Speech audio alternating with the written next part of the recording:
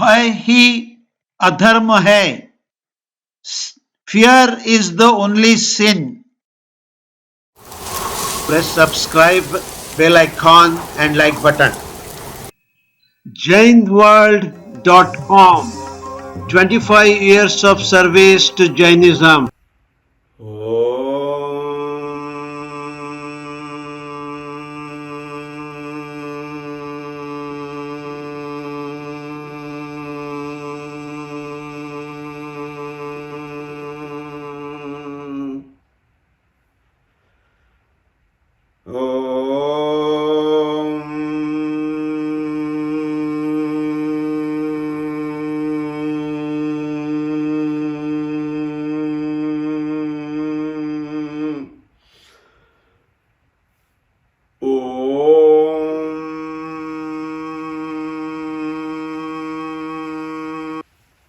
आज हम अभय की बात करेंगे. जिंदगी में अभय का क्या महत्व है और भय को कैसे हमें जानना है और उस पर कैसे विजय पानी है.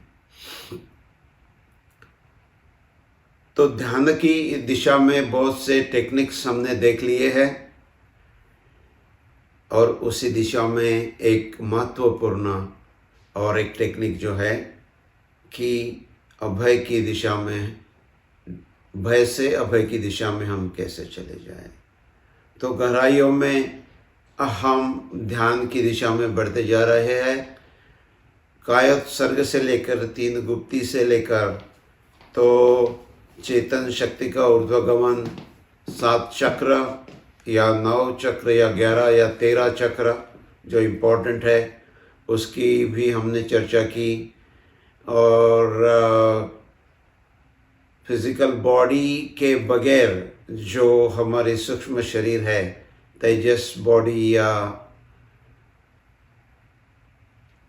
एनर्जी बॉडी, कर्म शरीर, और कैसे हमारी भावनाएं निर्माण होती है और कैसे उस भावनाओं को हमें कंट्रोल करना है ताकि फिजिकल बॉडी में आने से पहले ये जो नेगेटिविटी है वो बाहर आकर डिस्ट्रक्टिव बनने से पहले उसे कैसे रोका जाता है और कैसे हम विचारों पे कंट्रोल करें और किस प्रकार से हम श्वास प्रेक्षा की बातें हमने की, श्वास को कैसे कंट्रोल करें इसकी बातें हमने की, और श्वास का कैसे हमें अंतर जगत में ले जाने का कैसे एकमात्र साधन जो हमारा श्वास है उसकी भी बातें हमने की थी.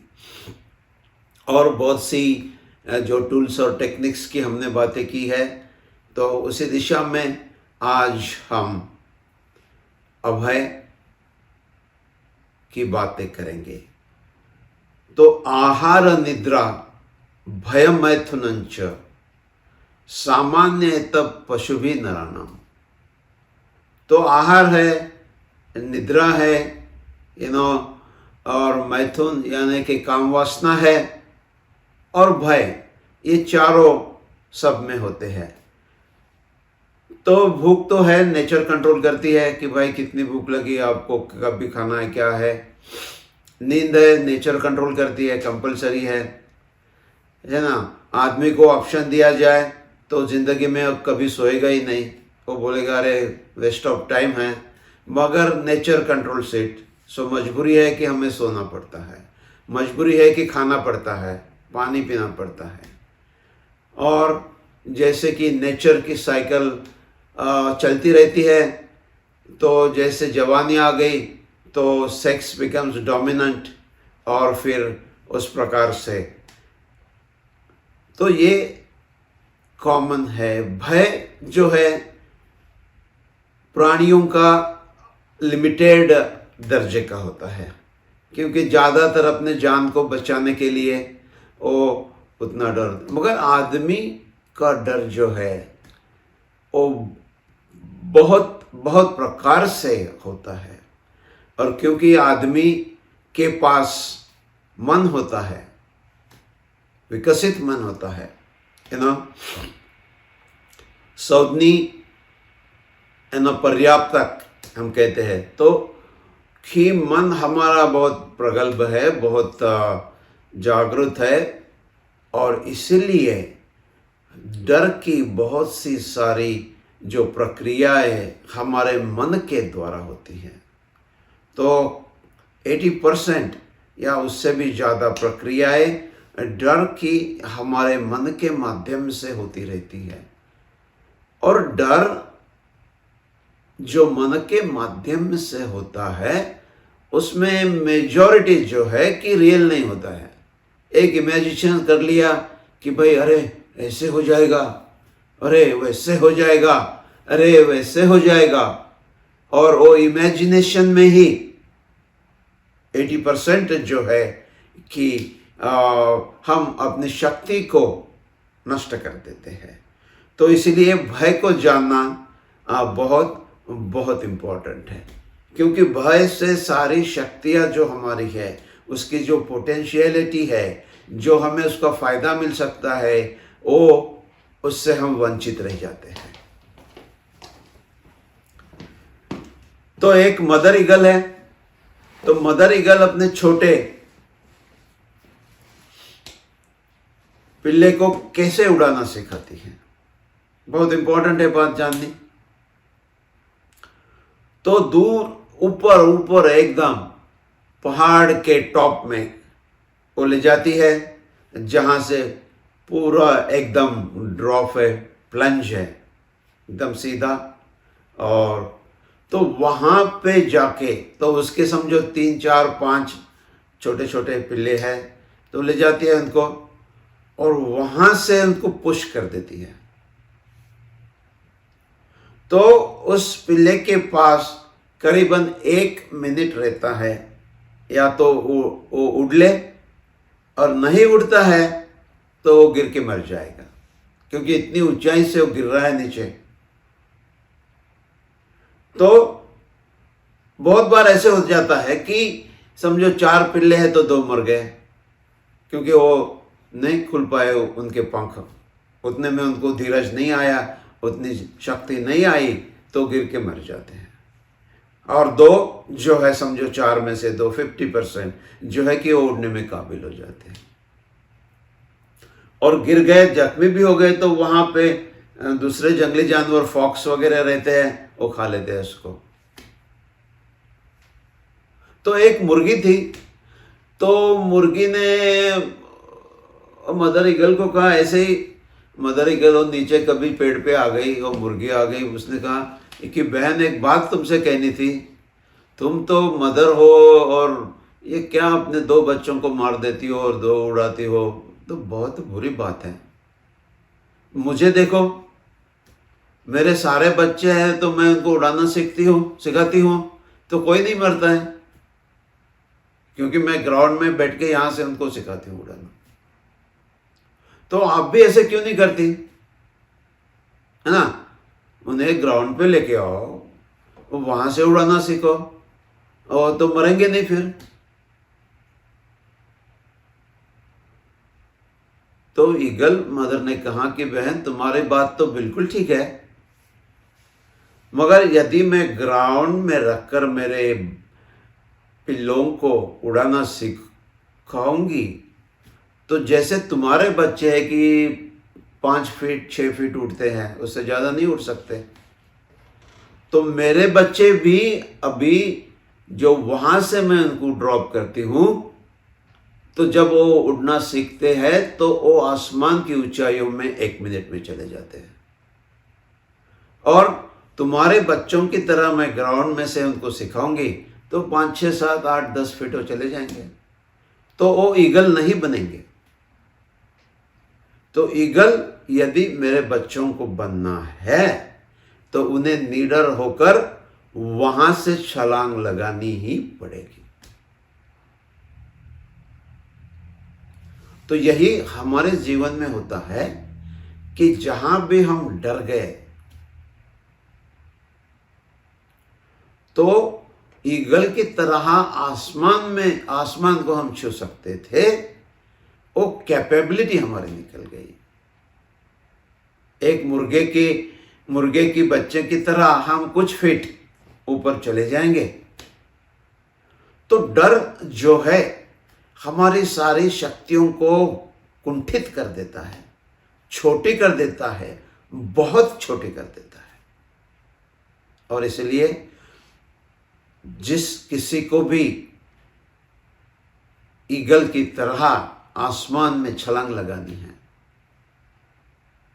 तो डर से छुटकारा पा लेना उसको बहुत बहुत जरूरी है।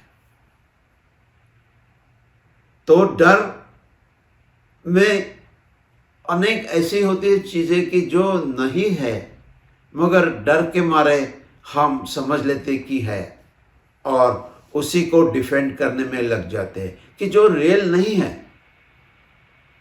केवल इमेजिनेशन से आया है। और फिर उससे झगड़ने के लिए, उससे बचने के लिए हम अपनी एनर्जी अपनी लगा देते हैं। तो इस बात को भी हमें देखना है कि एनालाइज करना है कि भाई साहब आज के दिन में मैं डर गया, उसमें से रियल कितने थे और इमेजिनरी कितने थे और मैंने कितनी शक्ति वहाँ खर्च की। तो पुराने ज़माने का आश्रम था, गुरुकुल था, तो आश्रम में विद्यार्थी है, सारे पढ़ रहे हैं। और जैसे कि आश्रम गुरुकुल में होती है कि 4 बजे उठ जाते हैं सारे लोग और 4:30 जो है कि पहला उनका ध्यान का सेशन और पहला उनका स्टडी सेशन होता है। तो वैसे ही इस आश्रम में सवेरे 4 बजे गुरुजी आ गए तो बच्चे अपने अपनी झोपड़पट्टी में छोटी जो पर्णकुटी रहती है वैसी पर्णकुटी की अरेंजमेंट होती है। तो पर्णकुटी में बच्चे रहते हैं। एक थोड़ी बड़ी पर्णकुटी होती है जहाँ सब इकट्ठा होके स्वाध्याय या ध्यान या लर्निंग करते हैं। तो गुरुजी आ गए, वहाँ पे बैठे सारे शिष्य बैठे थे। तो उन्होंने एक शिष्य से कहा कि भाई वो बाजू के इसमें अपनी किताब वहाँ पे है, तो जो आज हमें पढ़नी है तो तुम जाके किताब लेके आओ। तो उस ज़माने में तो सारा ऐसे इलेक्ट्रिसिटी नहीं थी, कुछ ऐसे लाइटिंग नहीं थी, तो अंधेरे में ही ज़्यादा लोग चले जाते थे, काम करते थे। और उसे उस शिष्य को पता था कि बुक कहाँ पे होगी, तो वैसे ही वो नज़दीकी था तो अंधेरे में चला गया और बुक उठाने चला गया, मगर दौड़ते दौड़ते दौड़ते आ गया। बहुत कांप रहा था डर से। गुरु ने पूछा क्या हुआ? सर मैं तो बाल बाल बच गया। बोले क्या हुआ? बहुत बड़ा सांप है वहां पे और वो तो फनकार करके मुझे काटने आया था। मैं तो इतना भागते भागते तेज भागते आया हूं, पीछे मुड़ के भी देखा नहीं मैंने और बाल बाल बाल बाल बच गया। तो गुरु मुस्कुराए। तो उसने बोला कुछ नहीं, तुम जाओ लेके आओ किताब। तो बोले नहीं इतना बड़ा सांप है। तो बोले नहीं ये छोटा दिया है, एक छोटा दिया, उसको पकड़ा दिया। बोले ये दिया लेके जाओ और किताब लेके आओ। गया वो, हंसते हंसते आया, किताब लेके आ गया। गुरु ने बोला हुआ क्या? अरे सांप का हुआ क्या? तो बोले सर अंधेरा था और रस्सी टंगी थी, हवा से रस्सी झूल रही थी, मुझे लगा बड़ा सांप है, मुझे काटने आ रहा है। ये छोटे से दिए ने मेरा डर तो निकल गया, क्योंकि असल में वहां कुछ भी नहीं था। ऐसे ही हमारी जिंदगी में होता है कि बहुत से डर जो है हम इमेजिनरी बना लेते हैं और फिर उस डर से लड़ने के लिए हम अपनी शक्ति खर्च करते हैं, अपना समय खर्च करते हैं, अपनी बुद्धि खर्च करते हैं। यदि हमने रियली एनालाइज किया कि भाई ये डर मुझे सता रहा है, how much real it is, तो बहुत बार हम ऐसी जो डमी फाइट है डर के कारण हम जो कर रहे हैं तो उससे हम बिल्कुल बच जाएंगे। और वो शक्ति जो है हम ध्यान में लगा सकते हैं, दूसरी क्रिएटिव कार्यों में लगा सकते हैं, जो कि निगेटिव बनकर हमें ही डिस्ट्रॉय कर रही है, जो कि निगेटिव बनकर हमारी कैपेबिलिटी ही लिमिट कर रही है, जो कि हम बहुत क्रिएटिव, बहुत प्रोग्रेसिव हो सकते हैं। तो एक छोटे से दायरे में हम अपने आप को बंद कर लेते हैं, समझ लेते हैं कि एक छोटे से दायरे में हम बहुत सेफ है, बहुत सुरक्षित है, और इसलिए हम अपने चारों ओर एक बाउंड्री वॉल बना लेते हैं, एक सेफ्टी वॉल बनाने की कोशिश कर लेते हैं। एक राजा था, आप टर्की गए होंगे, तुर्कस्तान, इस्तांबुल। तो इस्तांबुल के पास समुंदर में एक महल बना हुआ है, बहुत बड़ा महल है, अच्छा महल है, इतने सालों से बना है, मगर मजबूत है अभी भी। तो कभी भी आप समझो गए टर्की तो देखना, उसे नहीं भूलना है। तो उसकी कहानी ऐसी है कि एक राजा था, बहुत साल पहले में भी 800 ईयर्स बैक और सो। तो वो थोड़ा डरता था कि अरे भाई क्या सेफ्टी, वो महल है, इतनी खिड़कियां है, इतने दरवाजे हैं, इतनी एंट्री पॉइंट्स है, तो सेफ्टी के लिए अच्छा नहीं है। तो उसके सिक्योरिटी एडवाइज़र जो भी था उसने कहा कि sir, all this Windows, all door not good for security, और ज़मीन पे है, कोई किधर से भी आएगा, तो आप समुंदर में एक अपने लिए महल बना दो। और उस महल की खासियत है कि उसमें सिर्फ एक डोर है,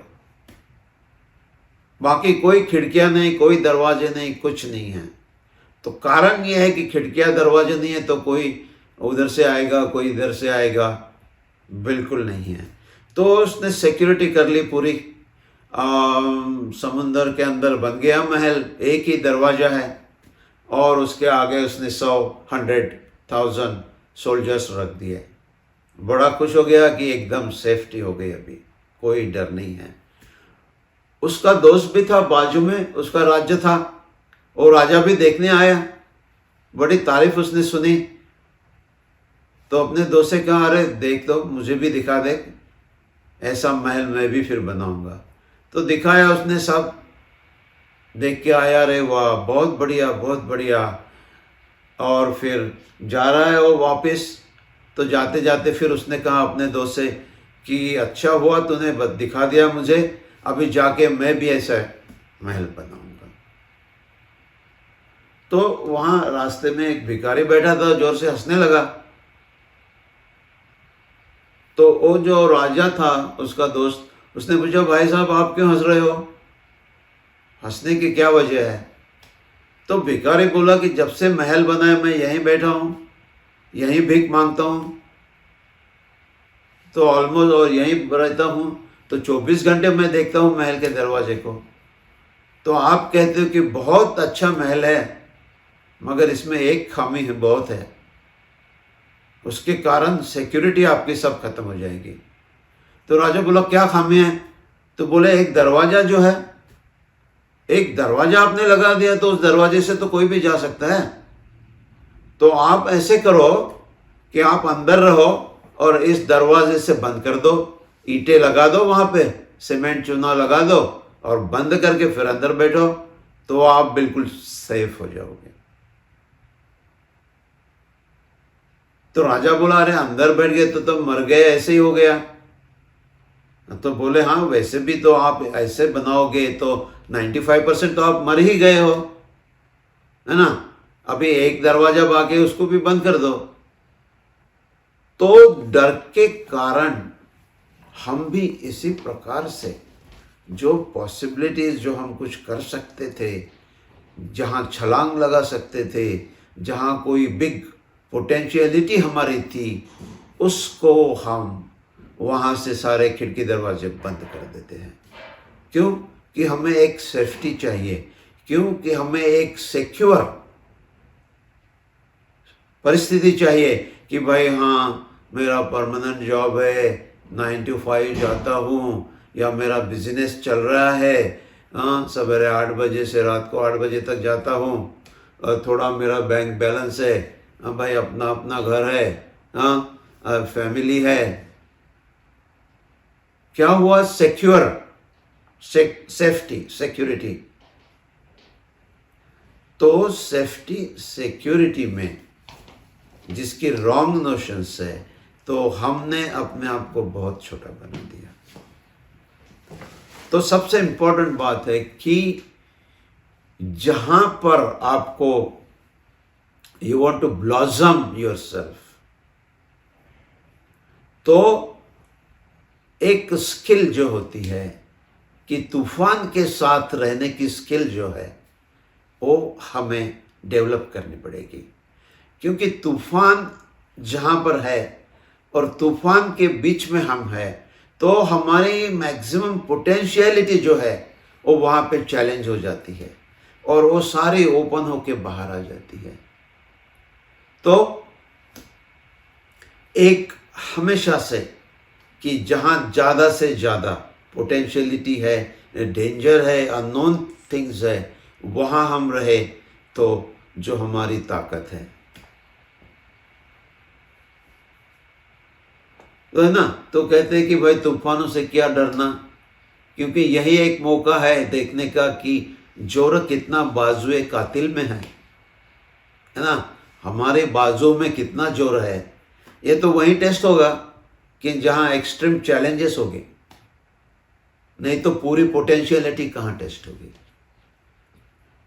तो इसीलिए लोग कहते हैं कि भाई हाँ, तूफानों के साथ मुझे रहने दे, है ना, ताकि मेरी बाजू में कितना दम है वो मुझे पता चलेगा। इसका मतलब ये नहीं कि यू टेक अनवांटेड रिस्क, कि भाई ट्रेन आ रही है उसके सामने खड़े हो गए, अरे क्या होता है देखता हूँ मैं, नहीं, नॉट लाइक दैट, है ना।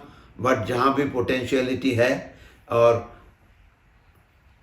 डर किस बात का होता है, हम बहुत से डर की बातें करते हैं कि इस प्रकार का डर होगा, उस प्रकार का डर जो होता है, the fear is of the unknown.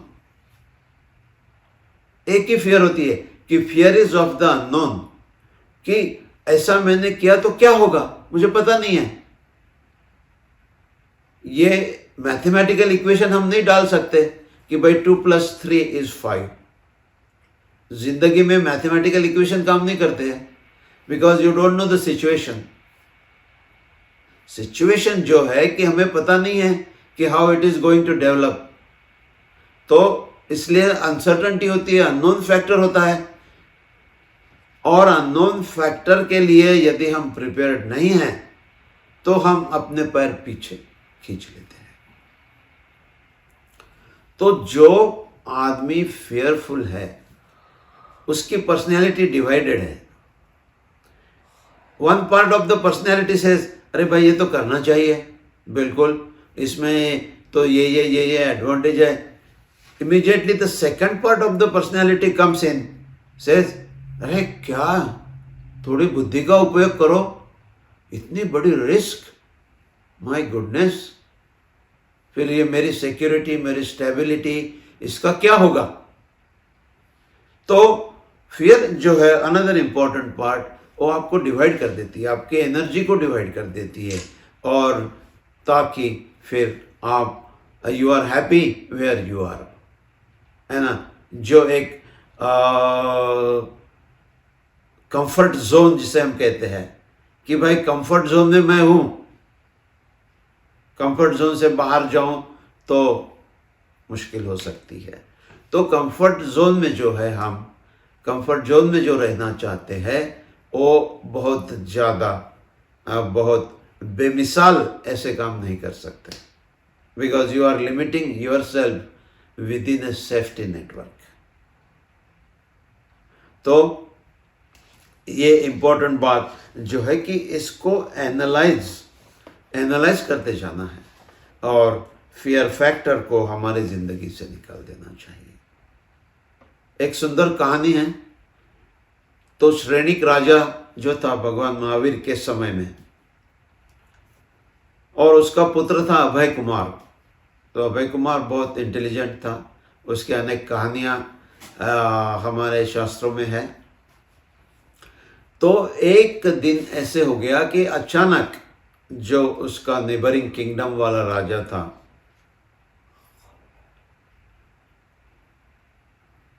तो वो उसने अचानक आके इनके राज्य को घेर लिया, इनकी राजधानी को घेर लिया। तो श्रेणिक राजा बहुत मुश्किल में है, बहुत चिंता में है, क्या करे क्या नहीं करे। तो अभय कुमार जो था उसका सॉर्ट ऑफ ए प्रिंसिपल, जो महामात्य कहते हैं, तो महामात्य था। तो उसने उसे बुला लिया कि अरे ये तो हमारी जो राजधानी है पूरी सराउंडेड हो गई है, अभी क्या करें, और इसकी इतनी सेना है, हम प्रिपेयर्ड भी नहीं है। तो कल सवेरे जो हो जाएगा, युद्ध शुरू हो जाएगा, तो हमारी डिफीट डेफिनेट है। तो अभय कुमार ने कहा कि नहीं, आप फिक्र मत करो, कल सवेरे तक ये राजा यहाँ से भाग जाएगा। तो बोले कैसे? तो बोले नहीं, आप वो मुझ पर छोड़ दो। तो अभय कुमार ने उसके जो गुप्तहेर थे उनके द्वारा, तो उनका कैंपस लगा हुआ है राजा का, फिर उसके जो चीफ आर्मी के जो चीफ सेनापति है और बाकी जो महायोद्धा है, उनके टेंट लगे हुए हैं, सैनिकों के टेंट लगे हैं। तो उसने जाकर चुपचाप अपने गुप्तहेरों के द्वारा, ये सेनापति है और बाकी टॉप जो रैंकिंग लोग थे, उनके टेंट के बाहर चुपके से गोल्ड कॉइन्स, बहुत से गोल्ड कॉइन्स छुपा दिए। इसके टेंट के पास थोड़े छुपा दिए, उसके टेंट के पास, उसके टेंट के पास, रात के अंधेरे में छुपा दिए। और वो फिर राजा के पास चला गया। वो जो राजा जिसने आक्रमण किया था, उसे मैसेज उसने भेजा। और क्योंकि ये लोग कभी दोस्त रहे थे, तो अभय कुमार उसको बचपन से जानता था और उसको अंकल भी कहता था। तो उसने सीक्रेट मैसेज भेज दिया उसको कि भाई साहब, मुझे मिलना है और बहुत ज़रूरी बात करनी है, आपके सेफ्टी की बात करनी है। तो राजा ने उसको दे दिया परमिशन, वो आ गया। तो बोले कि सबको जाने दो, आप अकेले रहो। आपके जो है उसको उन्होंने भगा दिया। बोले कि देखो, हमारे राजा ने, श्रेणिक राजा ने, आपके सेनापति और बाकी जो हाई रैंकिंग ऑफिसर है उसको बहुत सी शर्फिया दे दी है भेंट में, और वो लोग कल सवेरे आपको पकड़कर मेरे राजा के सामने आपको हाजिर करने वाले हैं। तो बोले ऐसे कैसे, नहीं हो सकता है। तो बोले चलो मैं दिखाता हूँ। तो उसको लेके गया, देखो ये आपका सेनापति है, देखो ये यहाँ पे अशरफिया गड़ी हुए, खोदा वहाँ पे, बड़ी अशरफिया निकली। ऐसे 2 4 5 टेंट के पास हो गए। तो राजा एकदम डर गया। उसने कहा अरे ये लोग तो सचमुच मुझे पकड़ के उसके हाथ में दे देंगे, तो अच्छा है कि चुपचाप भाग जाए। तो अभय कुमार ने कहा कुछ नहीं, आप मेरे अंकल ही हो, तो मैं आपके भागने की व्यवस्था कर देता हूँ, आराम से आप चुपचाप से चले जाइए। तो इस प्रकार से वो राजा वहाँ से भाग गया। और सवेरे सवेरे जब सैनिक युद्ध की तैयारियां करने लगे, तो उन्हें खबर आई कि अरे अपना राजा तो भाग गया है। और फिर सारे सैनिक वहाँ से चले गए। तो एक डर के कारण जो राजा जीतने वाला था, तो वो भी उसके कारण हार गया है। तो ध्यान की दुनिया में जाकर हमें इस बात की एनालिसिस करनी है कि भाई साहब ये डर जो है किस कारण आ रहा है, सच है कि झूठा है, कि बहुत बार एक गलत हमारे ख्याल होते हैं, उस हिसाब से हम डर जाते हैं कि अरे ये बैंक बैलेंस मेरा है, ये इमेज मेरी है, समाज में मैं ऐसा हूँ, समाज में ऐसा हूँ, और यदि ये कुछ भेद खुल गया तो बड़ा नुकसान हो जाएगा। तो हम हर चीज़ जो इस प्रकार से करते हैं कि ये जो मुखौटे हमने बना लिए हैं उसको संभालते चले जाए और उसके दायरे में जितना बने उतना ही हम करते चले जाए। तो ध्यान में जाकर थोड़ा सा हमें इसको एनालाइज करें तो पता चलेगा कि इसमें 80% जो है वो रीजंस झूठे हैं, सच नहीं है। एक चीज़ हमने मान ली, उसके आधार पर हमने वो हमारे आसपास ऐसा माहौल बना लिया है। और इसलिए ध्यान की दुनिया में जाकर एक अभय की अनुप्रेक्षा होती है। तो उस अभय की अनुप्रेक्षा की आज थोड़ी सी हम प्रैक्टिस कर लेंगे। तो अभय की अनुप्रेक्षा में बेसिकली जो है 4-5 चीज़ें हमें खुद एनालाइज करनी है कि भाई ये डर कहाँ से आ गया, इसका रूट क्या है, और रियल है कि वर्चुअल है कि सूडो है। फिर समझो कि ये डर कम करना है तो क्या क्या करना है, किस किस प्रकार से इसे हमें करना है, और फिर धीरे धीरे उस डर से, जो डर का माहौल है, जो हमारी नेचुरल इंक्लिनेशन डरने की है, उसको हम कम करते जाए और अभय की जो है अपनी ज़िंदगी में हम स्थापना कर सके ताकि हम बहुत आगे बढ़ सकें। तो इसको हम अभय की अनुप्रेक्षा, ऐसा उसका टेक्निकल नाम है। तो अनुप्रेक्षा की हमने कुछ बातें की थी, प्रतिसल्लीनता की बातें जब हमने की थी तो थोड़ी अनुप्रेक्षा की भी बातें की थी। तो उसको हम आज थोड़ा यहाँ प्रैक्टिस कर लेते हैं। तो अनुप्रेक्षा में जाने के लिए तो क्विकली ध्यान की मुद्रा में आप आ जाइए और 1 मिनट के लिए कायोत्सर्ग उसे हम कर लेते हैं। तो चलिए ध्यान की मुद्रा आप ले लीजिए और जो भी आसन आपको अच्छा लगे उसमें आप बैठ जाइए और 1 मिनट के लिए हम कायोत्सर्ग करेंगे। नॉर्मली आपको ज़्यादा समय लगेगा, पर यहाँ पर हम 1 मिनट के लिए कायोत्सर्ग करेंगे। ताकि तो आंखें बंद कर ले और रिलैक्स कर ले पूरी बॉडी को, श्वास को रिलैक्स कर दे, श्वास को एकदम रिलैक्स कर दे।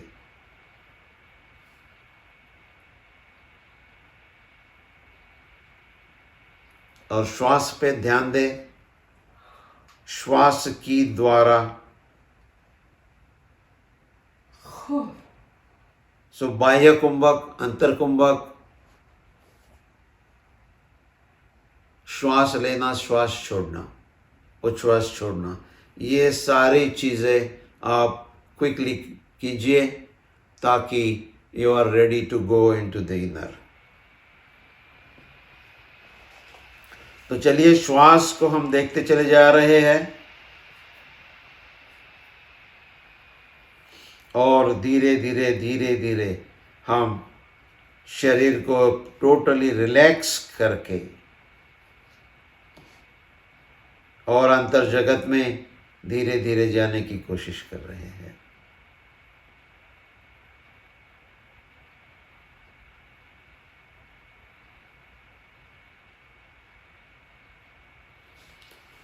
अब हमें सोचना है कि जो मेरे भय है उसके कारण मेरा क्या नुकसान हो रहा है। तो भय से मेरी शक्तियां कुंठित हो रही है।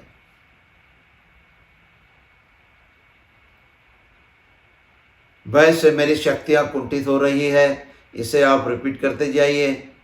और जिस जिस इंसिडेंट के कारण आपकी शक्तियां कुंठित हो गई है उसे थोड़ा सा आप अपनी आंखों के सामने लाने की कोशिश कर दें। कि अरे मैं डर गया था तो इसलिए ये काम मैंने आधा छोड़ दिया, नहीं तो ये काम पूरा हो जाता तो मेरा इतना फ़ायदा होता था।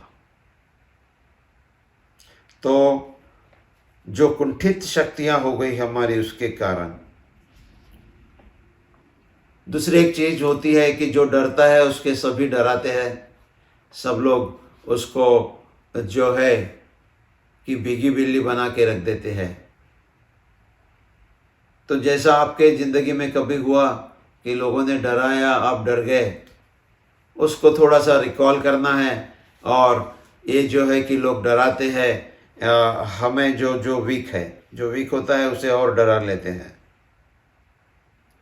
और जब हम डरते हैं तो हम कमज़ोर हो जाते हैं। हम उस परिस्थिति से भागना चाहते हैं, हम उस परिस्थिति में डटकर सामना नहीं कर सकते हैं।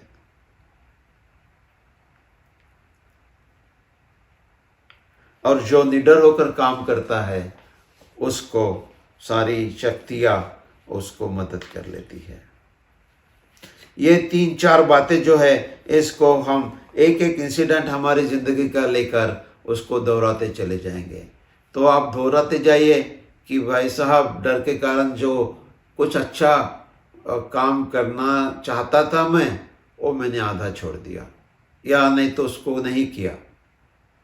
और यदि मैं अभय की अनुप्रेक्षा करता, यदि निडर होकर काम करता तो काम पूरा हो जाता था। डर ने मुझे कहाँ वीक बना दिया? कौन से इंसिडेंट है कि जहाँ जहाँ मैं वीक बन गया केवल डर के कारण, नहीं तो मैं स्ट्रांग रहता था। और क्योंकि मैं वीक बन गया फिर लोगों ने मुझे और डराया और मैं और डरपोक बन गया।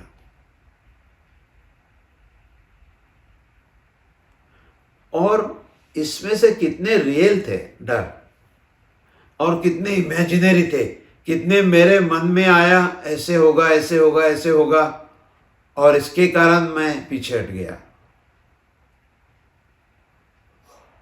तो रियल डर जो है वो बहुत कम होता है और वर्चुअल इमेजिनरी डर जो है वही हमें धोखा दे देता है।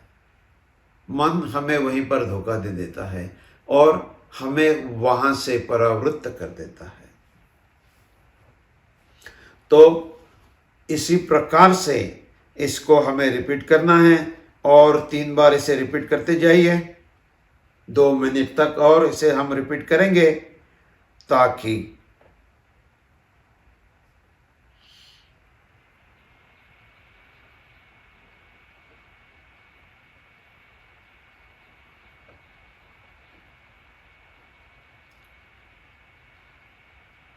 कितना डर मेरा ये जो था अनरियल था। कितनी इंसिडेंट ऐसी हो गई कि जहाँ डर तो रियल नहीं था, मैं पीछे हट गया और फिर बाद में पता चला कि अरे ये तो ऐसे नहीं था, मैं खाली ऐसे ही डर गया था। तो इम्पोर्टेंट है इस सारे इंसिडेंट को हमें एनालाइज करते जाना है और उसको क्लासिफाई करना है कि ये इंसिडेंट में क्या हो गया, कैसे हो गया, किस प्रकार से डर आया, कहाँ से डर आया, कौन सी प्रवृत्ति जो थी कि उसने मुझे डरा दिया। ग्रीड थी या अहंकार था या और कोई फैक्टर थे जिसके कारण मैं डर गया।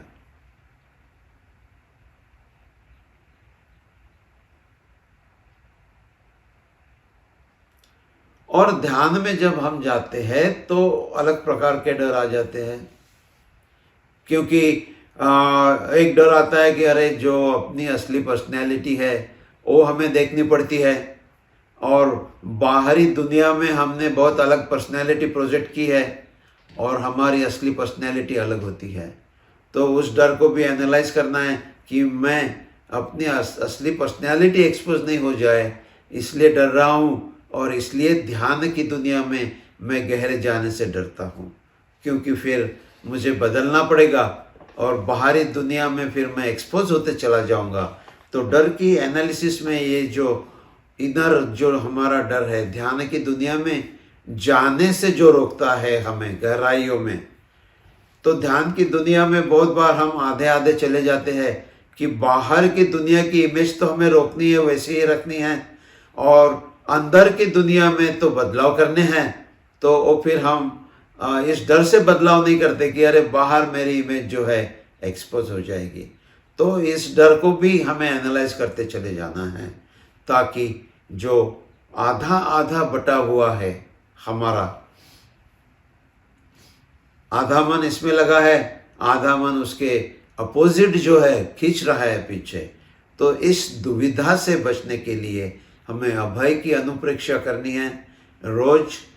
जब तक भय कम नहीं होता है कि जो भी भय की स्थिति आ गई है, तो ध्यान में जाकर उसे एनालाइज करना है, और 80% ऑफ द टाइम जो है कि वो हमें पता चलेगा कि दिस इज़ ओनली वर्चुअल।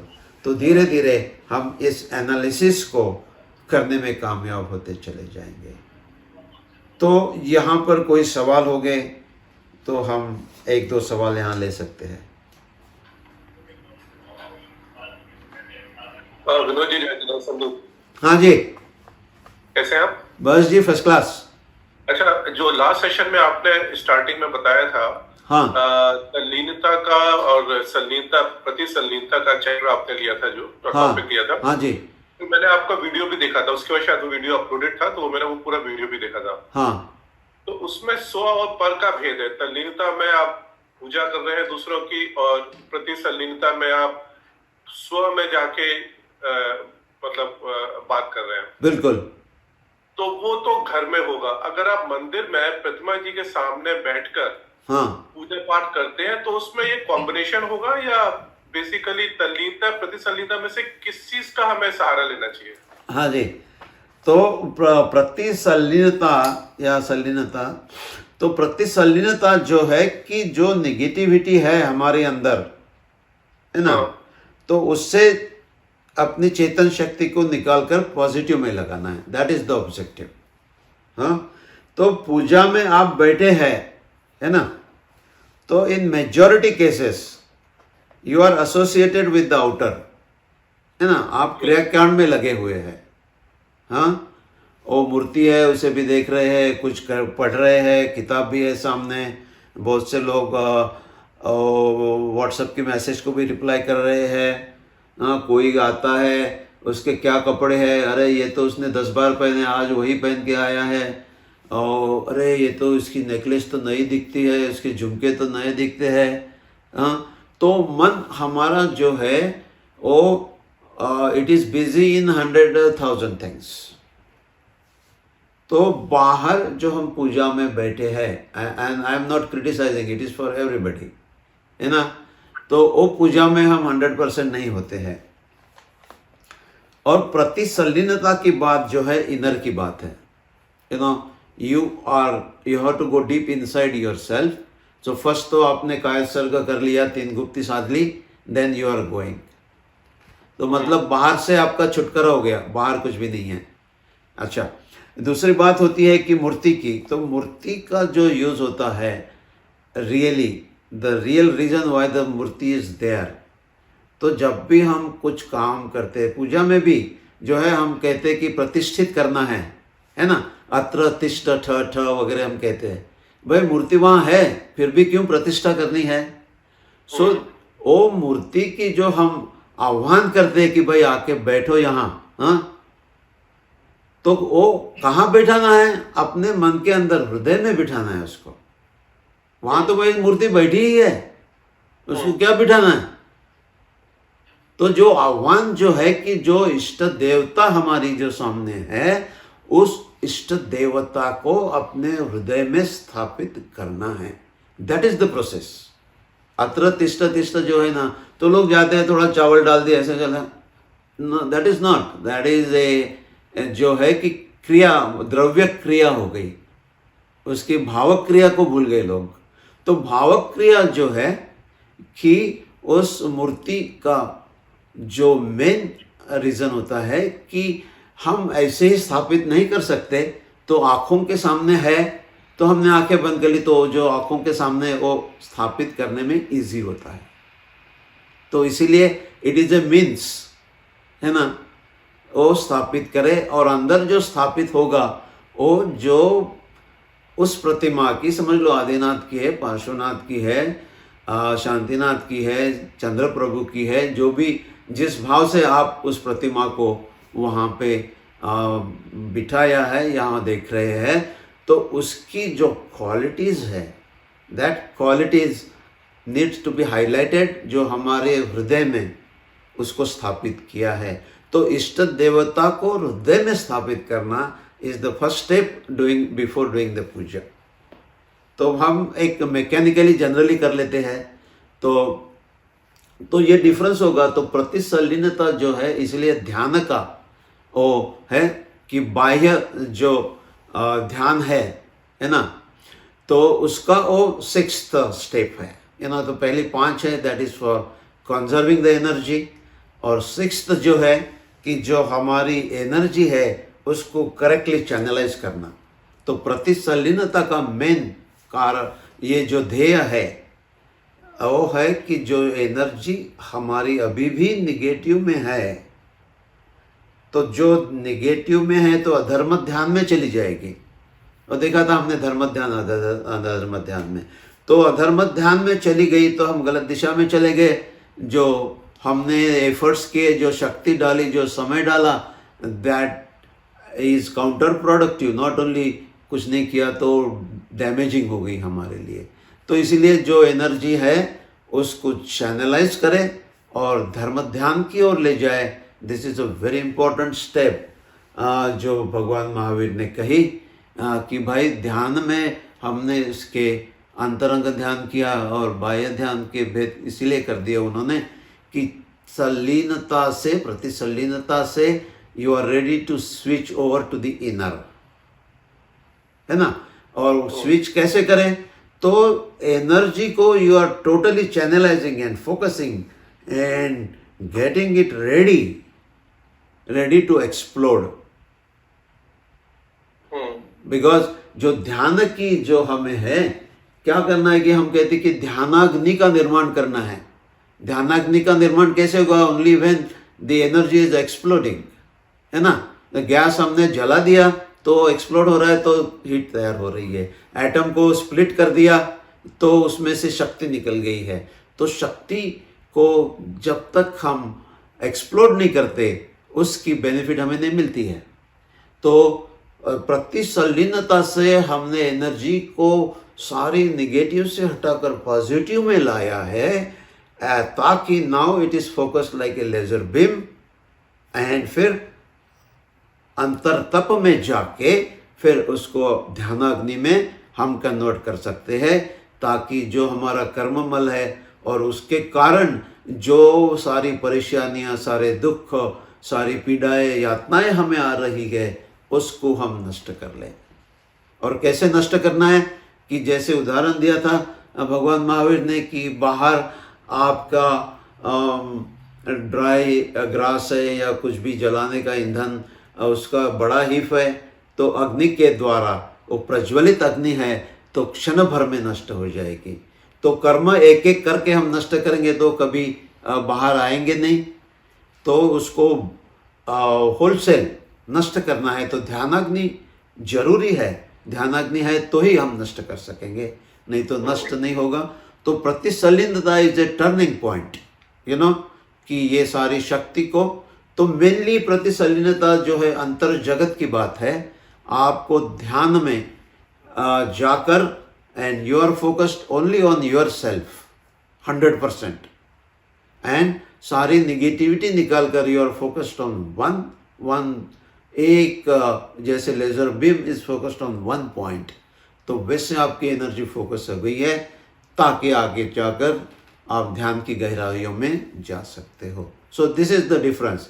तो वो पूजा में जो है कि there are several factors, and वो जो द्रव्य क्रिया इज इन द एक्सटर्नल, है ना, वो सारे एक्सटर्नल है, और that is just to help to bring the भाव क्रिया।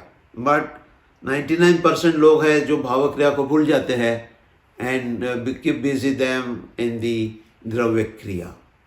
तो मेजॉरिटी में द्रव्य क्रिया हो रही है, मूर्छा में हो रही है, अवेयरनेस के साथ नहीं हो रही है, तो उसका बेनिफिट बड़ा डिस्काउंटेड हो जाता है.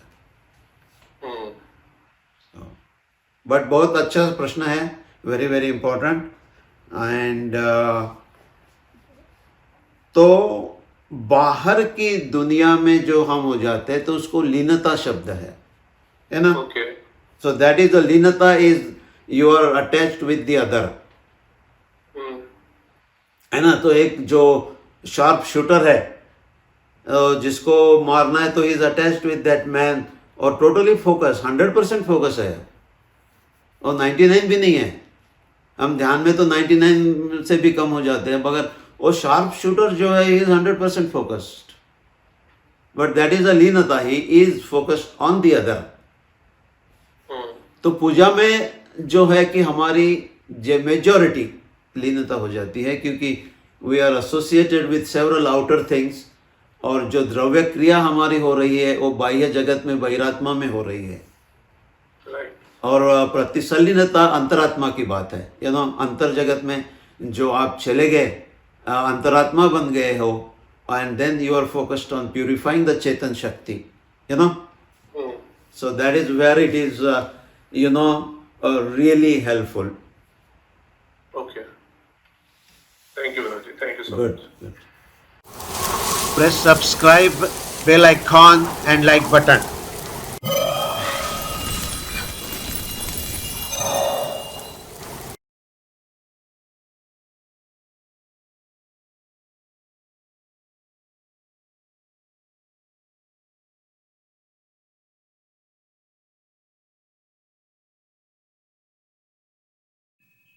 jainworld.com 25 years of service to Jainism.